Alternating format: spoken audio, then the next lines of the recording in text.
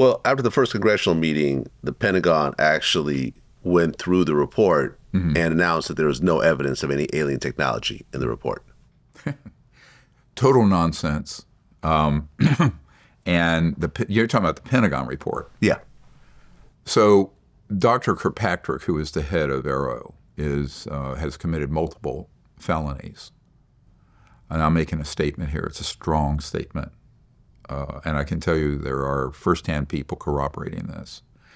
So we have, and you'll see it in our archive, the Disclosure Project Intelligence Archive, free to anyone who wants to get in there, dpiarchive.com. 35 years of evidence and information in there. Nobody reads it because nobody reads. It's politically incorrect to read. But if you still read, it's all in there. Now, what you'll find is there was a letter from the chair and co-chair of Senate Intelligence Committee castigating AARO and Dr. Kirkpatrick because they knew he was sanitizing his reports of the actual evidence and testimony of people like Michael Herrera. They later issued a public report without naming Herrera and totally falsified what he said that was. They said he saw an extraterrestrial vehicle when he clearly said it was man-made, staffed with people that looked like special projects humans, some kind of special operations group, but private. They didn't have any military insignia. So this has happened. And here's the problem. He didn't know this. A lot of the people who were brought through and referred over from Senate Intel and Armed Services were guys I brought there, but he didn't know that. And we were watching. And so the things they shared in the skiff, couldn't come out, right? But I knew because I was their original debriefer. And so, bang, this got reported back to the chairs of the committee, and they wrote this letter, admonishing. But that continued and continued and continued.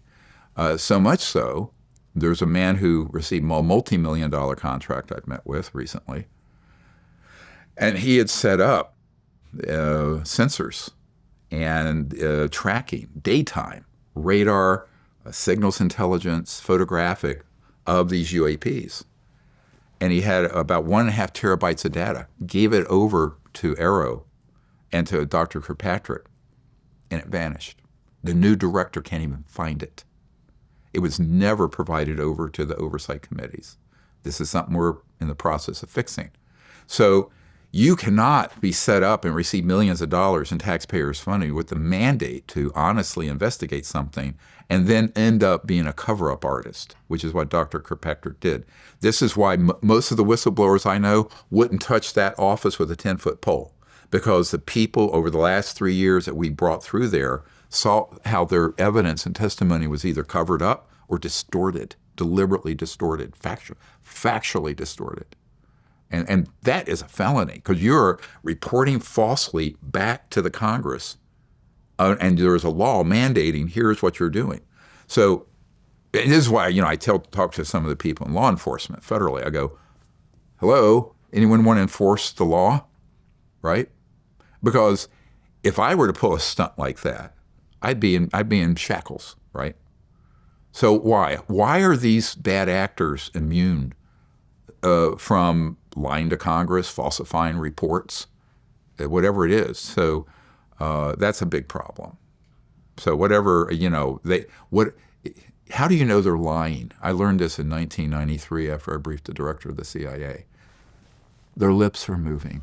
In Washington, these people, how do you know they're lying? Their lips are moving. So on this subject, I'm sorry I sound so cynical, but, I'm too old and too tired to pretend that it's just not a bunch of chicanery.